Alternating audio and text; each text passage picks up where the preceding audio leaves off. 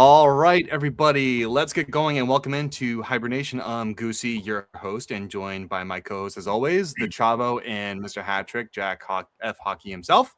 And today we are also joined by a very special guest, Nesson and NHL Network's own analyst, Mr. Billy Jaffe. Billy, welcome back to the show, man. And how you been? I've been great. I know it's been a little while since I've been on with you guys, and we have some new guys, so welcome. And looking forward to talking hockey. I've kind of taken a hiatus during this Olympic break from talking hockey, not watching hockey in the sense of I've been watching other hockey besides some of the Olympic stuff, although I'll start getting back at it again. I watched a little today, but we'll see. Maybe tomorrow we'll watch even more. You covered the bean pot, right? Did you I do did. that with Yep. Razor? Razor did. Yeah, Razor was there. Adam was there, and I was in the booth with Judd Surratt. So Judd and I did the semis and the final. Had a ton of fun. Judd and I go light years back. You know, before you guys were born. Back. You know, Judd and I actually. He was the play-by-play guy at Michigan when I was playing there. That's where we met. Believe it or not. So back in the black and white era of television and of hockey. Yes. A lot of glory stories, I'm sure, you know, from the glory days back in the day, huh? When I had full head of hair, glory days, that's about it. Otherwise, I was a cheeker. I was a slide of cheek right, slide of cheek left at times with Red Berenson and the Michigan people. But had a phenomenal time there. A lot of fun. And so, yeah, you're right. It was fun to work with Judd. It was because Judd and I. That's actually how I fell into broadcasting. One of the guys was Judd within the first year and a half that I started doing a lot of work with when I got into the business in my late 20s. So good stuff. I know this is probably a little late to kind of ask this, but you know, when you heard that Judd got the role that Jack Edwards had for so long, you know, how excited was that for you to kind of work with Judd? I mean, I'm sure because he always worked with 98.5 The Sports Hub, but now that he kind of took that more televised role, with Andy Brickley, that must have excited you to kind of work with him in that fashion again. Absolutely. Again, we've been great friends, dear friends forever, since actually more, believe it or not, friendly in college, more so after. Long story short, when Judd got the 98.5 Sports Hub job, he lived with me for 9 months in my family. So, because his family was in Chicago still. So when he came here, I said, we've got a extra room. You got your own bathroom. You're going to have to deal with me. And, and he said, all right, let's do it. So it was great. It was a lot of fun. So I was thrilled for him. He works his ass off. And, he's following a guy that's been there for almost 20 years, right? 19, 20 years. I mean, that's not an easy task. And you got to really, do your thing. And Judd prepares as well as anybody. And I'm thrilled for him. Absolutely thrilled for him to get that opportunity. For me, it's definitely going to be hard to beat the Zdeno Chara ballerina moment that Jack Edwards has. My favorite Jack Edwards memory. I remember that. Judd definitely fires me up on every Bruins game, and I absolutely love it. Sometimes I would just turn on the radio and just leave the TV on and listen to his commentary. It was just spectacular. So, that's awesome, man. I didn't know you guys actually went back that far. That's pretty awesome. Yep. 1987, right? 1987, 88. Long time ago. Awesome. Well, it's crazy. You don't look a day over 21, 25. I wish. Pick one. Preferably 21. We got a great show. Preferably 21. Ladies and gentlemen, we've got a great show for you guys tonight. We're going to talk. We got some topics. We're going to just address the Zacha injury briefly, who went down during the Florida Panther game, and any updates that could potentially surround that. The Bruins schedule post the Olympic break, because it's a tight one. Is James Hagan's ready? He's had himself quite a season over at BC. He had a great World Juniors and potentially other prospects that might be ready to take the next leap outside of the NCAA, not necessarily maybe with the Bruins or Providence. We'll get a little bit into that, and some trade deadline approaches, because it's only 2 weeks approximately right after the Olympic break. So it's a pretty tight timeline, and the standings are very tight. And some potential rumors surrounding that. Not much has really changed. The Bruins still have a record of 32-20-5 because right now they're on the Olympic break. And I believe they are still holding the second wild card spot, if my memory serves me right. But like Billy, I have not watched much hockey. Well, And that's the if it's something since the games have been off, then we're really got issues if the Bruins have dropped the place. Nobody's played a game. The world's in a messed up place right now, but that would really be messed up if the Bruins dropped or anything since the Olympic break. No, all good. They're still in that second spot. They're a couple of points up on Columbus, who is their first game back from the break, which is phenomenal in the sense of, you want to talk about uber meaning on that first game back. It's Thursday, I believe it's the 26th to be exact. So 1 week from Thursday, tomorrow night, right? No, Wednesday. Well, no, it's a Thursday night. Anyways, they're coming back to play, and Rick Bowness has got them playing unbelievably well since he took over. So it's going to be great. Yeah, so no, nothing's really changed. The Bruins are still right there, but they're a few points up of Columbus, and they're a few points back of everybody else. It's unbelievable how tight the East is. Absolutely. Yeah, it really is, and I think I have to correct you on one thing, Cam. I think Zacha went down in the game against the Flyers, but either way, it was right before the Olympic break. And it's trending that, he's rehabbing still, and, wishing the best for him because, he's an integral part of this roster. So it's going to be interesting to see his timeline coming back. So. Yeah, I hope he's ready to come back. I'm going to say I think he will be, but honestly, I don't know. I haven't been around the last 10 days. He was just completely disappointed not to be able to play for Czechia. I can imagine. Czechia, beg your pardon, I have to say it right, Czechia, in the Olympics, and I don't blame him. He's an awesome guy. He does so many important little things in this type of tournament. Any type of tournament, he'd be a very important piece. But everything I heard early on was just that, he might not be able to play in the short term, but overall, the length, longer term, he should be all right. So I hope he's back. Now, the Bruins start practicing tomorrow, I believe, the players that are back. I have no idea if he'll be there or not, but I'd like to think by the end of the month that hopefully he'll be healthy. And if not, we get an update soon. Yeah, I agree. I mean, just think about it too. Like Billy, you pointed on a lot of things. Like how massive of a loss. Like imagine if that loss was long term. That line of Casey Middlestat, Zacha, and Arvidsson. I mean, they look good. And the Bruins. I would say to start the season, if you were to take a guess as to like maybe what analysts would probably say would be the Bruins' weakness, they would have said scoring goals, the offense, but it's kind of pivoted towards the opposite of that, and it's great to see. And Zacha's been a pivotal piece to that. I tried to find some information on the Twitter sphere, the Bruins sphere, or what have you, and there was no updates. And I mean, I don't remember. I remember a time, and maybe you do as well, that I think they changed in the CBA, but back when Versus was a thing on TV, you actually got to see the actual injury disclosure of what it was. And since I think under the new CBA, they can't do that. So a lot of these injuries are held very, very tight within the organization. I honestly don't know if that's a CBA thing or if that's just we get away with it thing. That the league just, because there was a lot of talk about it before. Actually, when all this prop bet stuff came into play, the last couple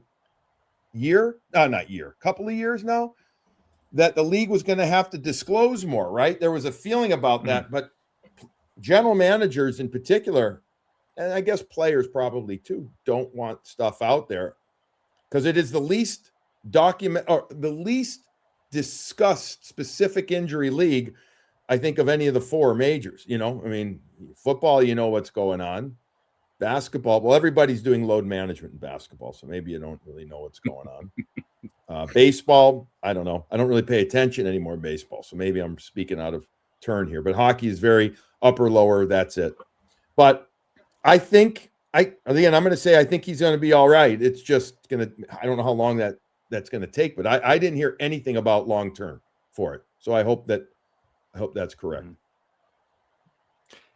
It definitely stinks, just to see that a guy like of his caliber, not being able to play for his nation. You know what I mean? I mean, when you're an athlete and you think about like the number one thing, obviously, like, your your sports, major prize or trophy. Forgive me for the lack of appropriate vocabulary for it, but in hockey you have the Stanley Cup, football the Vince Lombardi pennant, in baseball. But the next biggest thing for that is winning a gold medal on your Olympic team, and so for him to potentially miss out on that it's heartbreaking for him. Right, and the players wanted this desperately, and that's why they signed the agreement for the CBA extension, basically for the next however many years. I mean, they have labor peace and they have Olympic participation both this year and then 30 as well. That's guaranteed. So yeah, it's huge for him. Hopefully he'll still be young enough to play in 2030 when the games are in France. And yeah, it is important. That a lot of these Europeans play regularly in the World Championships. That's very important too. But it's going to happen. We knew players were going to get hurt before. Canada has a couple that aren't there in Cirelli and Point. There's others too that get injured. Seth Jones got injured. Let's not forget that for the U.S. team. Then you end up having Kevin Fiala get injured over there. Unfortunately, there's a really good chance in the next couple of games somebody else is going to get injured that's going to impact their NHL team too. So it's part of the biz. It's cliche, but it is what it is. It's part of the biz. Just that Kevin Fiala. Go ahead, Jack. Sorry, I was saying that Kevin Fiala one was pretty brutal. Seeing replays of that, you're squeamish a little bit. But yeah, I think that's just like a risk players have to take when going to play overseas in a tournament like that. And I know they definitely fought for wanting to go back to the Olympics because that's, every hockey player's dream besides winning a Stanley Cup. And so you can definitely assume that Zacha, took a little hit for that, for not being able to go overseas. Mm-hmm. But good to get the extra rest, if anything, just seeing that he was, back home being here. But, getting rest to help out the boys in the last stretch of the season, which is very important too. Now, if there's a lot of rehab going on, it's not a lot of rest, but at least it's getting rehab. True. Right? True. So, yeah, exactly. Exactly. Let's hope that's again. We're sitting here saying, let's hope that's the case. And within a week, we see him. We see 18 there. His line, go back to what you said earlier. His line has been excellent, better than good. They've been excellent, by far the most consistent line, both consistently kept together and results, which what comes first? Results are being kept together. First comes results, then you kept together. If I remember correctly, and I don't remember well, so I'm going to pull it up super quick. I think they've been together, 36 games, according to Natural Stat Trick, along with Arvidsson and Middlestat. And at even strength, they're a plus 10, 21 goals for, 11 goals against. Nobody in the Bruins lineup is close to them, except goal differ, and not even except, but the Fraser, Minton, Pasternak, Husnadinov line has a plus 5, but that's only 7-4-2 against. So think about 21 to 11 at even strength. Pretty damn good. Mm-hmm. Yeah, I mean, something spectacular to look at. I mean, we praise it too. We saw it last year with line juggling and how they were trying to make things work, and it wasn't necessarily a wrong thing to do, right? Especially when you have a coaching change, you lose Jim Montgomery, you have Joe Sacco inserted into the line, inserted as the interim head coach there, and then he's trying to implement his system, get players going. But consistency a lot of the times, I agree with you, Jackie. I'm sorry, Billy Jaffe. I don't know why I said Jackie. I'm getting confused here with Jack and you. That's me. But I'm totally the analyst here. By the way, my nickname, if you ask Judd, it's Jack. Just so you know, but that's another story for another time. Oh, is it? There we go. I almost responded. Yeah, but that's another. Yeah. Oh, I love that. That's right, Jack. Not Jaffe, but that's right, Jack. Sniff it. I'm not gonna be sniffing anything. Well, I think that what you just elaborated to is probably the best case of if it ain't broke, they'll try to fix it, right? You have that solid line there where you strive for consistency as a coach, coaching staff. You understand that the world in the NHL, especially a year with a compressed schedule, is relentless or unrelenting, and it's vicious actually because bodies break down. I know we think these guys are superhuman. I don't know how the hell these players are doing it, and quite honestly, it's not just the players, it's the staff too. I mean, forget broadcasters. We have the easiest gig of anybody. I mean, you still talk, show up, you talk, whatever. But think about what these guys are going through travel-wise, the amount of video, the amount of, the trainers and the equipment managers, they absolutely work their asses off.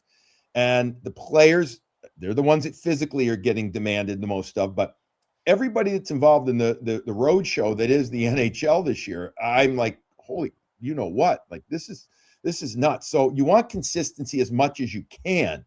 And this line has provided that, especially at even strength, because when you think about it, outside of Pavel, Arvidsson gets some first power play units, but when everybody's healthy, he's second power play. Same thing with Middlestat, basically. So, and neither of them kill penalties. And with the amount of godforsaken penalties the Bruins have taken this year, I mean, that's been brutal all year. Those guys don't play a lot, except at 5-on-5, and they've still been able to bring it at 5-on-5, Steve. So how well that they've done has been a real kind of hockey godsend for Marco Sturm to have that consistency and that reliability. Now, here we go again. This feels like a whole new season starting in a week. It literally, it's I have no freaking idea what any team is going to look like coming off of this long break. Yeah. And nobody can say that they do. Nobody. Well, you mentioned it too, Billy. Like you can anticipate maybe a couple more injuries going into the elimination rounds and the medal rounds of the Olympics. Like the competition is only going to get harder. They're only going to fight harder. Yeah. And so, you guys mentioned injuries, and that's where I was like, oh, please God, just anyone but McAvoy. That poor guy has gotten it handed to him. Put through the ringer this elbow year. To the head. Yeah. The I can't remember. Was it the puck to the mouth? I mean, I'm glad he's okay. Can't remember. Holy smokes. Bubble. You can't remember. This guy's his face was in 3 different pieces, and then he took another punch. He got hit in the head by the Florida kid. Oh my God, Vomanis the other day. A few weeks ago. Holy smokes, Goose! Mm-hmm. This guy has been absolutely, unbelievably hit hard this season. So hopefully this is it from. I believe, and I could be wrong, but I believe he's close to taking off the bubble too. Very close. He was close to before he got the hit from the Latvia player. He was feeling good, and then all of a sudden he gets an elbow to the face. Yeah, so, I was worried that damage was done again to his jaw there. Yeah, it looked bad. But thankfully, he just had to keep the bubble on for a little bit. But it's looking like he's close. He's close. Yeah. I gotta ask this. I mean, with that hit, the no supplemental discipline. Oh, here we go. What's your take on that? They missed it. I don't. So a couple of things. They being the officials missed it, mm-hmm. and then I thought the league missed it. That's such an easy thing for he's not even a 4th line player. He's a tweener for Florida right now. Wants to be a regular NHLer. I respect the hell out of anybody, by the way, who plays 1 game in the NHL. To me, it's amazing. But with regard to this kid, he's a call-up guy because they're injured. I believe it's a bit of a reckless hit. It's an easy 1-game suspension, or a fine, or even just a fine. A fine now doesn't do anything to me. For me, I know what you mean, Jack, but I would. It's an easy 1-game suspension. If they had decided in game, the officials on the ice should have taken another look. There's a way to handle that play. 5-minute major. We're going to review it. We can bring it down because of that. Okay, they're gonna make that decision. Why those officials didn't decide to, and I'm usually a big proponent of the officials having officiated in college hockey and in North American Junior League years ago. Did 4 years of it. It's like it was me, and I talked to a lot of people associated with the league in one fashion or another, and a lot of people agreed, like, why didn't they utilize that? Let's look at it. And at the very least, okay, kick him out for that game. A guy goes off the ice, or call it a major. I don't know. Like, listen. And then they said Paul Maurice, kept him out, or, he was injured, kept him out. BS. And I love Paul. I do. He kept him because he knew it would be a gong show if he went back out there. He knew that. And so I think, me personally, the league thought that he was injured as well. So he was out. So maybe that was his quote unquote 1 game. No, should have been a 1-game suspension, and everything is taken care of. At the very least, kick him out of that game and quell things. So that's my way of saying I feel like they missed it. Yeah, I couldn't agree more. I saw your saw your post on you and Razor's post on Twitter, and I commented on yours saying, because I think you said yep 5-minute major, and I said, in this economy, I don't know, like, it's some of the stuff that's happened this year is like you look at it and they just like maybe not, maybe it's just kind of like, okay, well, we'll let that he comes figure across. itself out, but I don't care that there's some body contact. There was more than enough head. He gets him on the side of the jaw. We saw that. Anyways, they didn't call it. I'm going to get the process that the Department of Player Safety goes through too is not just one person. It's a group of people. And I know, a lot of the people in that, and they take, they go over things. They always go over things that night. Then they meet again the next day and they go over it. And I don't know if very rarely, I'm guessing, is it 100%. I'm sure there are times it's something so obvious that it's 100% in agreement. I got to imagine it wasn't 100% in agreement on this one. I can't, because there's too much head contact to say, let's manage things the right way. Yep. Anyways, I'm done. I digress. I appreciate it. I have the same take. I mean, it was ridiculous. I went on a rant last week about it. Especially with the NHL just not given a fine or a suspension. It should have been a suspension, like you said. I was just very shocked at Me too. Not following up on that.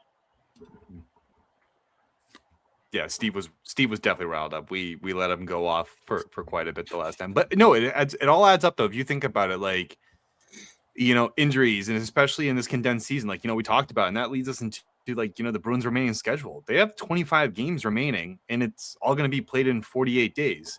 Yeah. 2 games in the last days of Feb. You got 16 games in 31 days for March, 7 games in 14 days in April. And that March is going to be a grind, especially with that trade deadline coming on in March 6th. Like, you have decisions you got to make. Yeah. And the good news do you is want to yeah, well, the good news is, sorry, Goose, you don't, you're in a good position in the sense of you're nowhere near like last year, which was wow, right? Yep. Like threw everybody for a loop in the sense of, but they had to do what they had to do, and they actually came out of it pretty damn good. This year, it's a different feel. Now, the next couple of games, what do they have? Columbus. I'm trying to look at my schedule on the wall here. Then Columbus, then Philly, then Pitt, Nashville, and somebody else. I think Washington, right? The first 5 games. But they've got 4 games before the deadline. Nothing's going to change for the Bruins before the deadline. Even if they go 4-0 or 0-4, they're still right in the thick of things, right? They're right there. And, okay, a lot of things have to be taken into consideration. What's the best thing for the team? What do they want to do? Do they want to make the playoffs and get playoff money dates? And that's part of the business, folks. It just is. And if they want to go for it, they're not going to hurt this team, though. They've built, they were committed to the reset, not tear down, rebuild, but to the reset. So they're not going, if they get any kind of a rental, I would be shocked. Unless it's like, we're giving you a guy for free. Like there's nothing, for a 6th-round pick and here you go. I don't see it happening. I see them making, if anything, trades with value, trades with purpose. I do. With guys with term and that could be impactful for longer term. So, but I don't think anything's going to happen. But to your point about March, yeah, it's a hockey version of a death march, man. It's brutal for them, and we'll see where they get to. If they make the playoffs, good for them. What a fun team this has been to cover this year because of how hard they work. They really have been really fun in a cohesive group. I'd imagine Jack and Steve might agree with me, like fun, but also sometimes like, frustrating to watch. But that's going to come with a team, that I think, and, Steve and Jack might agree with me here, is that, you really don't have many expectations for this team right now. Like you said, Billy, that they're committing to the reset. Like, they're not going to commit to, being a full-on buyer contender unless they feel like at that point in stage that they're like, okay, maybe we can make a small push, but not like that push that you saw Toronto make last year, giving us a 1st or 4th and Fraser Minton for Brandon Carlo. We're not that kind of all-in buyer that even Carolina might be this year as well. No question. So they've got, they can look to add value for the longer term for this team.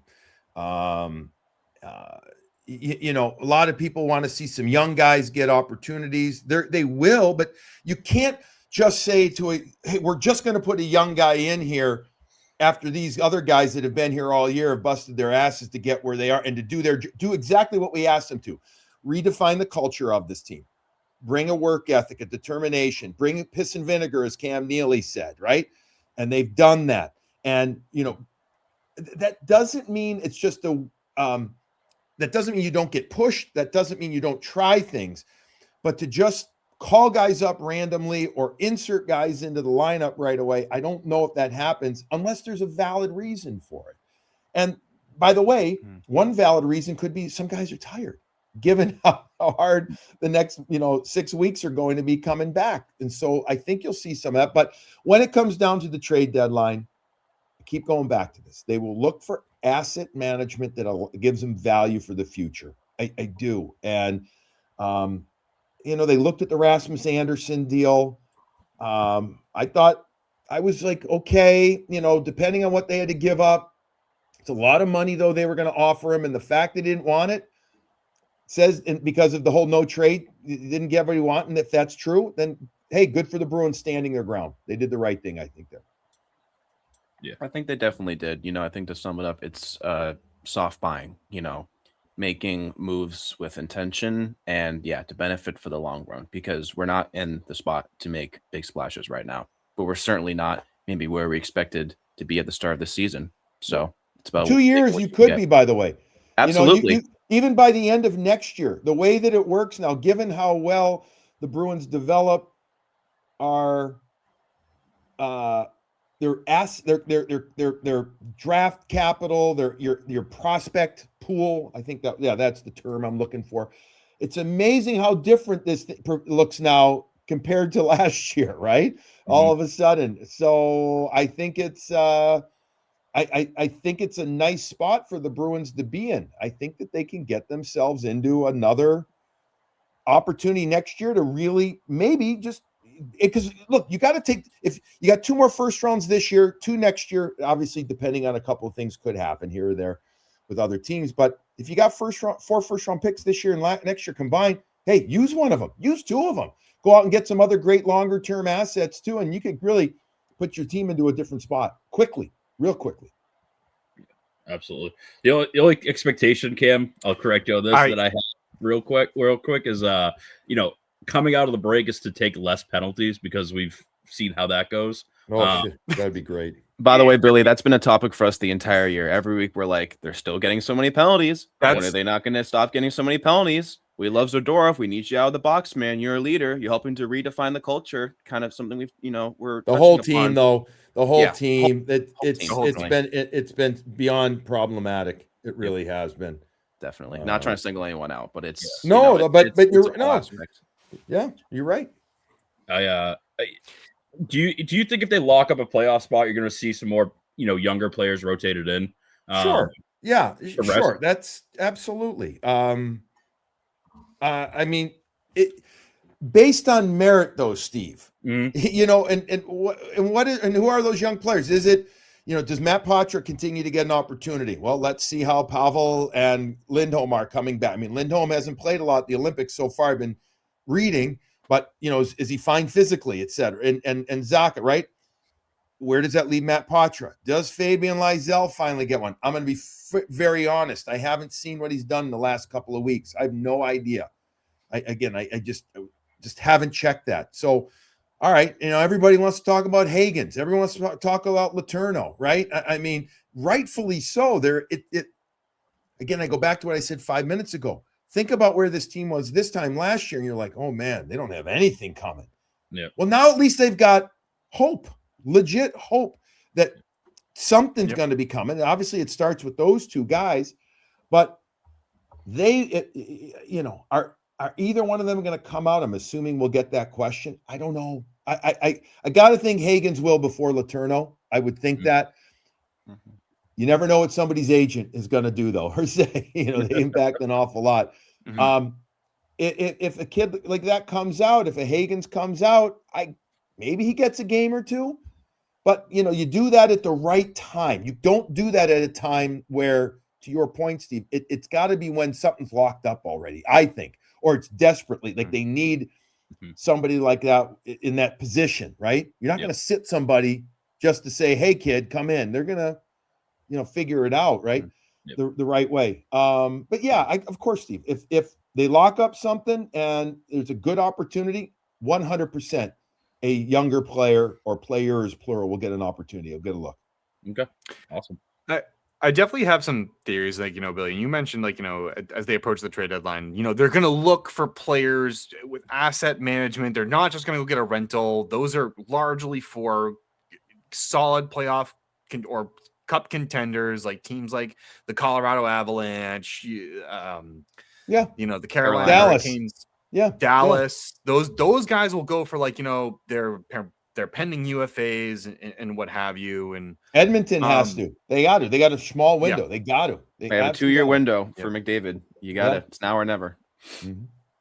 And that was the biggest benefit for years for McDavid, though. But it's really now in writing, though. He signed a contract with way less money, and the reactions to that contract I saw online were insane because it's an insane deal. But it's saying now or never. So yeah, I mean, Edmonton, we are saying the same stuff a lot about them for years, but they got to do it. Right. This is it. Whether or not they have enough capital to make any real moves, we'll see. Yeah, we'll see.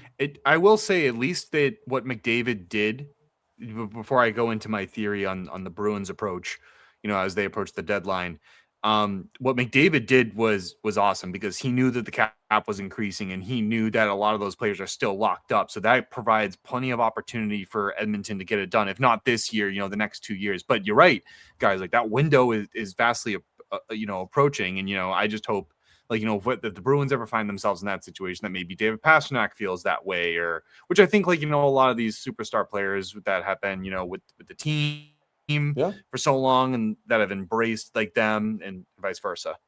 Mm-hmm. But just real quick on, like, my theory of what I think could happen at the trade deadline is that I'm focusing on an RD2. Rumor has it, like, Justin Falk potentially, Zach Whitecloud maybe, for those two. I think you could even stop there if James Higgins is ready, because what I think about sometimes is 2011, and this team is far and away from the 2011 Boston Bruins, I think. But I think Higgins makes me think about Tyler Seguin and how he was able to kind of come into that lineup and make an impact. Now, can Higgins do what Seguin did? That would remain to be seen. But I think if you take that risk with Higgins, if you have a position locked up in the playoffs, you might be able to save yourself some assets, because you've also been linked to Vinny Trocheck, and a lot of these players might come at a high cost. And you mentioned it perfectly, Billy. Like, could you move one of those first round picks? To me, the 2026 picks are off limits, but 2027, you could convince me. Well, I wouldn't mind if they actually moved one of their 26 picks, if that carried even more value. I wouldn't, if you get something bigger in return. Let's see. I mean, I want Higgins, I want Letourneau to succeed. I do. But it's a huge step, man. It's a huge step. If Higgins comes out, I mean, is he going to be wing or is he going to be center? You're putting him in wing if he comes in the NHL. So now you need that position. So again, what have you done around trade deadline? Maybe you've done something that gives you an opportunity to see him for a couple games at wing. If his BC team is not playing anymore, we know they're going to be playing through mid-March. Do they make it to the Hockey East final, which is, the third weekend of March? If they make it to the Hockey East final weekend, I think, emphasis on think, they should get a bid in the NCAA tournament, but they're on the precipice. They lose a couple of more games, they're going to have to win to get in, of being in the top 16. In the NCAA. A lot of time to go still. So with all that said, let's see when he comes up. But it could be something that could, absolutely a right shot defenseman would be something. I like Zach Whitecloud a lot. He is on the market from Calgary again. I like his contract. I believe it was 5 years, 17 million. I think something like that. Right he's around there. He's got 2 years. I think he's got 3 years left on it at 2. Right. I think overall it was a 5-year deal. I thought it was a 5-year deal he signed. I really like the kid. What a phenomenal kid. His interview he is awesome. Could he fit real well? Is he a number 2? He's probably number 3, really, though, a number 3 on the team. But, could you put, if you have Makaro and Aspero and Lindholm and, Zadorov and Whitecloud and then Lindholm and Lowry, is that your pairs that you feel good with going into the playoffs? Why not? It's something different. And then you've got extras in a Jordan Harris and a Henry Jokiharju. So you've got your 8 right there. I mean, the Falk rumor, I saw that too early. I don't know. I'd have to look at his contract. I don't remember how much term he's got left, but he's a little older. He's got 2 years remaining, including this year. He's 33 years old, and his money is $6.25 million. Yeah, I mean, I love the so White. You're going to need to move for that. Yeah, and they're going to have to either eat some of his contract or whatever. But it's been like there's going to be something out there that's going to be available to them. Let's see what they do. I mean, Whitecloud was probably going to require a bigger give to get him back or to get him. But that's all right. I mean, if that's the kind of guy at his age, you can say, hey, you know what, he fills a better role for us, then I'm all for it. But it'll be interesting to see. Real interesting to see what Don and his group did a really good job last year. Let's see if they can do similarly this year. If they can, it will help expedite this retool for this team. Yeah, interestingly enough, some sources say that Boston, again, it's here now say it, but they are looking at Falk because Sweeney and Blues GM Doug Armstrong have discussed a deal because they're working together. The Olympics right now. I know isn't that funny? These guys talk all the time. Truth or not? They talk all the time, so they'll those for headlines and stuff. But it's interesting to see that stuff that things are being reported and kind of what you attested to early on. Guys they'll still talk during these breaks, and so it's interesting to see what conversations come about. Again, having to give up for Falk, I don't know at his age and contract. I'm not sure if you're willing to give up for that. I like the idea of Whitecloud better, but I think really that is a need. Well, what happens with Andrew Peak? That's the other thing. Exactly. Are you moving that contract? Mm-hmm, are you keeping him? Or are you moving somebody else? To be a free agent, I think. So yeah, he's a UFA to be. Yeah, exactly. Yeah, so it's a big question. It is. Billy, I actually have a question for you with regards to Andrew Peak, because this is kind of interesting, right? If you're trying to improve the Boston Bruins, because you would think about if you're not planning to, I don't know, contend or try to make a push deep run in the playoffs with the UFA to be, would a team looking to rebuild kind of want to take that risk as a UFA, or would you lean towards moving a guy like Henry Jokiharju, who's sat quite a bit and he hasn't played, you have cost certainty with you have cost certainty with Jokiharju. It's what it comes down to in the business, because he's got 2 more years at $3 a year, right? And what is Pete going to ask for? He's going to ask for more. He's going to, and now you've got to say, okay, even though the cap's going up, which one do I want to keep? And I'm guaranteed they've already had those discussions. You got. So does Jokiharju become more attracted to another team? I don't know, because he's got cost certainty there. Or do they say, look, Andrew Peak, I'm just making this up. He's going to want $4+ million, 4 to 5. And the Bruins might say, we love Andrew. Awesome kid. He's just a wonderful person and everything, but do we want to pay that? If we don't, then that's why they look to move him. That's what it comes down to. And by the way, you can take any player like that. It's part of this retool is, all right, even though the cap's going up, we still have to manage our cash. And where can we fill that best, right? How can we use that best? Yeah, it's just, it's a good, interesting thought, because, if you're on the other side of, like, if you're a hard buyer, you're looking at maybe some of those rentals, right? But now if you're looking in this weird reset area, now you're looking at, like, cap management, asset management. What if they do want, like, I think you said it perfectly too. It's just, that's where my mind's going, because I'm actually preferential towards Peak. And, like, as a fan, I can, like, we all have our opinions, and I couldn't tell you the life of me for a value of a player. And what you could get back from him, unless it's Connor McDavid or David Pastrnak or one of those guys. But some of those, like, fringe, I don't want to say fringe players as in like a 7th D man or something like that, but like some of those players that could kind of get you more at the trade deadline kind of deal, or ones that definitely have that defined value, like those superstars. So I definitely can't put a value on Andrew Peak right now. But I just wanted your thoughts and opinion on that. Like now that the role is kind of reversed. Yeah. The other rumor, though, Billy, like, as we talk about, like, the approach to the trade deadline, and I'm assuming if players get injured, like that's going to happen. I think it's just such a small window right now. It's not going to play much of a role in this year's trade deadline. But the Bruins have reportedly been linked to Vincent Trocheck, who's 32, and he actually has 4 years left at a $5.63 million AAV, and they've been linked to him as New York kind of waves the white flag, so to speak, and, leads towards the rebuild. I just have to say this real quick because I'm a Boston fan, everything. Suck it, New York. So just had to get that out there. But Yankees blow. But how do you feel about a guy like Vinny Trocheck, who's having a great season, in terms of cost to acquire? Yeah.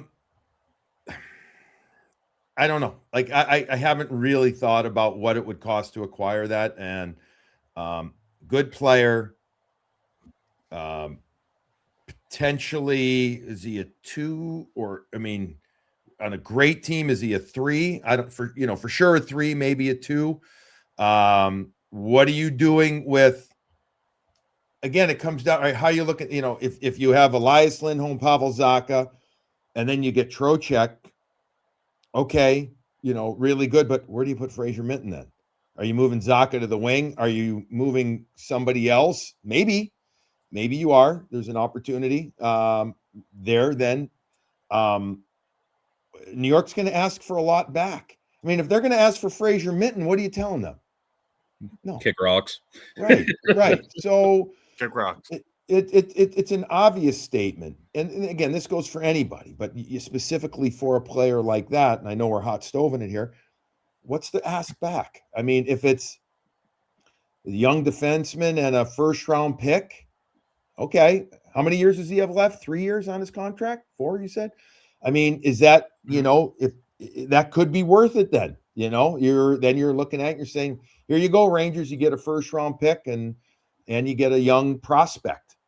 Bruins don't forget, Bruins have some good prospects besides the ones that we mentioned already. Let's not forget that Cooper Simpson and Will Zellers, right? There's a kid in Sweden who they got with the 4th round pick. I'm blanking right now. Forgive me. That they got from Toronto. What's that? Vashik Blanar. He looks good. Thank you. Okay, so yeah, I only read the things that say that. So my point is, they have other potential things there too. There would be it'd be a hefty package to a guy like Trocheck. Where are you going to slot him? And what do you do with Arvidsson, who's a UFA to be? And you got Middlestat with 1 more year left as well. So there's all these questions surrounding it. But it's obvious. What's the ask back? Billy, before you go, I just want to ask as well, what was it like getting to see Higgins and Letourneau, up close covering them at the Bean Pod? And, who do you realistically see taking the jump first? I think realistically it looks like Higgins, but both. Yeah, Higgins is a little bit, they're both the same grade, and they're basically the same age, but Dean's a little younger, I think. The growth that you've seen in Letourneau physically and mentally has been awesome. It's very noticeable from year 1 to year 2. It's insane. It's wonderful to see. But I think he needs another good year, be the leader there, do even more at BC, and then maybe you can say, okay, now you can come out, get a little taste of the NHL and go to the American League for a couple of years or a year or whatever type of thing, right? But and let's see, because this game is so different.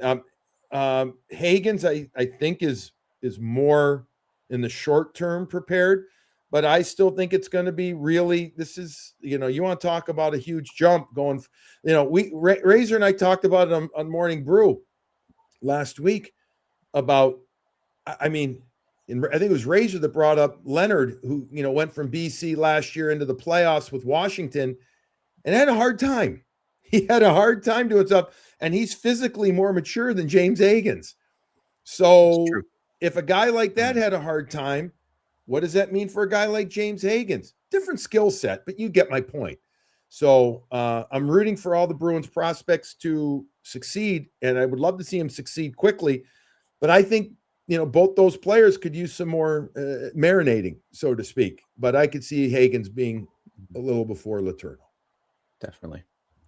Thank you. And Billy, we definitely want to thank you for your time and joining us. Every week we do the Big Bad Bruin of the Week when the boys just vote upon their favorite Bruins player, or it's basically the Bruins equivalent to their player of the week.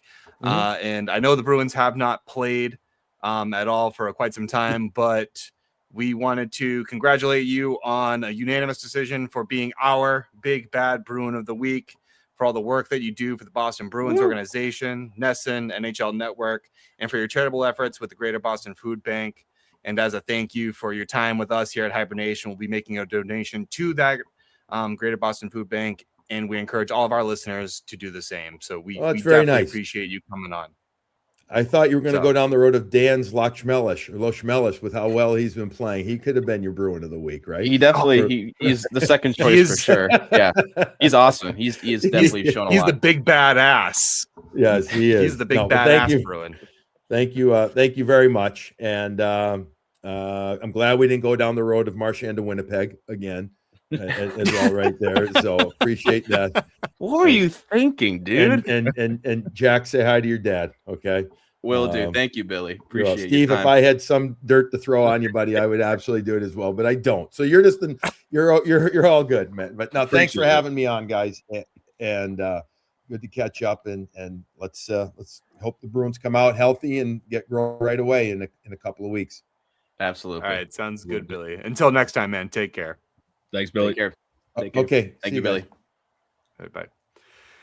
All right, guys. For the remaining time, Bill, Jack, and Steve, do you guys have any final thoughts? I know we kind of ran through a lot today. It was pretty quick, but this is kind of like a nice little mid-break pod that we had. Thank you again to Billy for joining us. But do you guys have any final thoughts before we close out? Honestly, I'm looking at our notes and looking at who is ready. I'm really liking the list of players that we have. Again, I think Billy made a great point that each comes with a different timeline for who's going to be ready or not. But these are solid prospects. Obviously, the top being Hagens and how skillful he has been. Letourneau's development has been insane. I mean, going from 3 points in your freshman year to being, I don't know exactly, like second or third and scoring, I think, in the NCAA or having some pedestal up there. Then you have Zellers. You have, I'm going to butcher this name, Gasso. He played an instrumental part. Gasso, there we go. That's what it is. He played an instrumental part in Bean Pot. We have a lot of great names and players in our pipeline. And yeah, it's about making the little small decisions based on your team's product and the direction that they're taking. I think we really covered that really well. And yeah, I'm just excited for Bruins hockey to come back. Olympics has been awesome, but I've been itching to scream at my TV about how many penalties the Bruins are getting. Before Steve goes, I want to say one thing about Gasso. He's 22. I believe he's in his last year at Boston College. I believe. Yes, he is. The Bruins will either have to sign him or he'll have to go play abroad. But it is his last year in the NCAA. So, all right. I mean, that factors in for sure. I hope maybe he signs just to start with Providence. I believe he'll sign. I believe they'll sign him. But he's going to go right to Providence for a little bit, and maybe he can get a call up. Steve, the Chavo, the legend. I think Billy said it best. Where over the next couple of years, this team has a lot of hope in the prospect pool, and it's presenting a lot of tough decisions right now in the present because. I don't know about you guys. I didn't get a chance to tell Billy this, but when you mentioned the Trucheck stuff, I mean, I first saw that and laughed. I'm like, there's no way he's coming here. It's just very, very unlikely that we're going to be, dishing out whatever price New York wants to get for this guy. Good player, still, is having a great season on a terrible team. but the ask is a lot, right? You know it's going to be a lot, and how does he slot in? That to me, he's in a position that's kind of oversaturated, and we have a lot of things in the pipeline that could be, could shape up to be a great thing. It's just I don't know if you want to deal with that for 3-4 years or whatever it be. It's just I laughed hysterically when I saw the rumors of Trucheck landing in Boston, just because I think it's just so out there that someone, in the basement of their house is just like making up stuff. It's just I don't know, it's so far fetched. And to test to Billy's point as well, we have centers or center position pretty locked up, and if you throw that in, where do you put Mitten? Do you slide Zacha to the wing? Do you put Mitten at the wing? I don't think Mitten's tested enough as a player to be put at the wing. So, yeah, and I just think you'd have to give up a lot for him for sure, and for his term as well. Similar to Falk. I mean, they're both in their start to mid-30s and very talented players. Trocheck more in the sense to Falk. Sorry, Falk. But, yeah, I don't see it being realistic either. And I didn't even really know it was a rumor. So the fact that it was hearing about this for the first time during this recording, I'm like, it's pretty funny. On a cup contending team, he's probably your third line guy. Yeah, no, absolutely. Yeah, absolutely. Yeah. But like on like a team like Florida, third line guy. But Trocheck can play wing. I just don't think the Bruins. Yeah. That's the thing. So with Trocheck and Falk, well, less Falk because Falk is, they'll be willing to retain money on Falk, but with the term that Trocheck, they're looking at a difficult thing for the Rangers to want to retain, because they're also going to want to be right back into it, even with the cap going up. So the price that's going to increase the price for Trocheck, the market for his 2 second line centers. And let's be real, Trocheck is a second line center. He's a good one. And you could put him on the wing too. He's a right-handed shot. I don't want to give up a lot for a guy like Trocheck when it's true. Where do you move him? Because then you're also going to need to move out money, and you're talking about potentially moving a low ride to try and help make that money work, or Yuki Haru, and you're maybe a Casey Middlestat, and you really don't want to try and move Casey Middlestat from that second line, but you don't. That's a name that's been brought up there too. So Trocheck I think is a little bit unlikely, but just because of the cost, Falk is possible. I wouldn't hate Braden Schneider. I wouldn't hate Zach Whitecloud, but I think the Ford pool that you would want to draw from is a little difficult to discern, especially when you're looking at guys like Vinny Trocheck. If this team was ready to compete fully, and if Hagens was already here and established, sure. But right now, I just don't think that. But no, I think, like I said, guys, or like you guys said, rather, Billy put it perfectly. They're going to do things to add, but they're not going to do things that they're not going to make a move just for the sake of making a move. Yeah. That gets them. I don't think they're in the position to, right? Like Billy said, it's just, right now they're going to look to add value. And we've been talking about that too for the past couple of weeks, where it's like, we need certain value on this team to make it that much better and see what we can do from there. It's just, the value in and out is the big question. And, honestly, it wouldn't surprise me to have these things linked, but it's just, to me, it's so far-fetched, because like the hoops that you have to jump through to get a Trocheck would be, we're sitting here talking about it for the past 5 minutes, and it's one of those things where it's like, it's hard to wrap your head around, and we're like, how do we do it? How do we go from there? It's a lot of hoops to jump through for one guy, for, we're oversaturated, and how do we make it work? Mm-hmm. Mm-hmm. It's definitely a lot of questions that are going to need to be answered, and we are definitely going to get them come March 6th, Friday, 2 p.m. I can't wait. I have a calendar.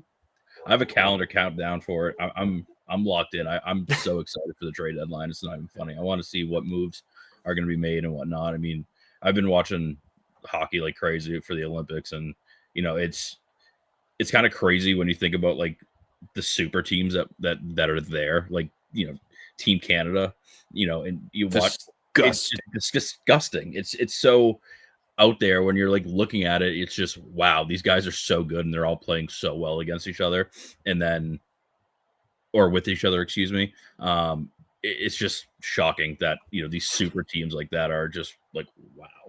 I think it's always exciting when you come down to the trade deadline, because anything can happen, and you're excited to see which team will pull the triggers, which ones will wave the white flag, and who haven't already. Yeah, who haven't already. And looking at our notes, just Billy Jaffe.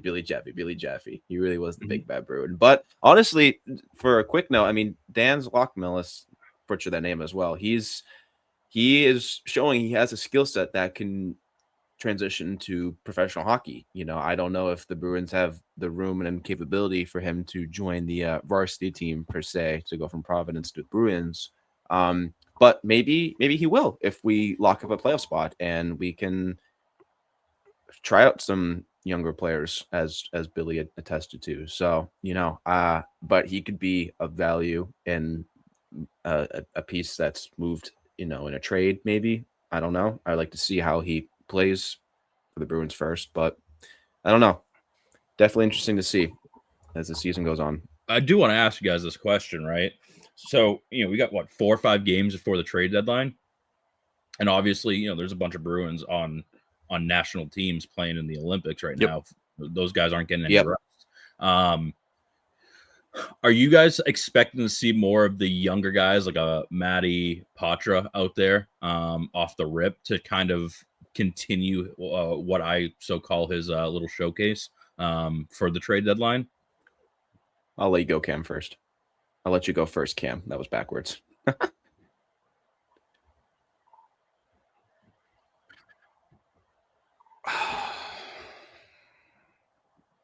they're going to do it, not a lot. It's going to be dependent on Zacha's readiness, and depending on some other injuries that might move. I don't think Lysell is going to get a showcase. I think he would just be part of a package if that's what you're going to do. And it also depends on how the players feel coming back from the Olympics. I'm sure they're in constant communication with them, but we got to remember too that there's basically going to be a little mini training camp before things get going up. So the kids are probably going to get, some of the kids are going to get called up to just to get some experience there and, practice with the big club and some of the returning players. So they'll probably have some opportunity there just to kind of get that going. But in terms of showcases, 1 or 2, probably at most, depending on how certain players feel. So Soderstrom probably get called up just to make sure McAvoy's ready. Right shot defenseman. Patra probably in place of Pavel Zacha. In case he's not ready, give him those couple extra days of rest just to make sure that he's good to go. Because, we talked about, March is very late. I'm sorry, not very late. March is very saturated.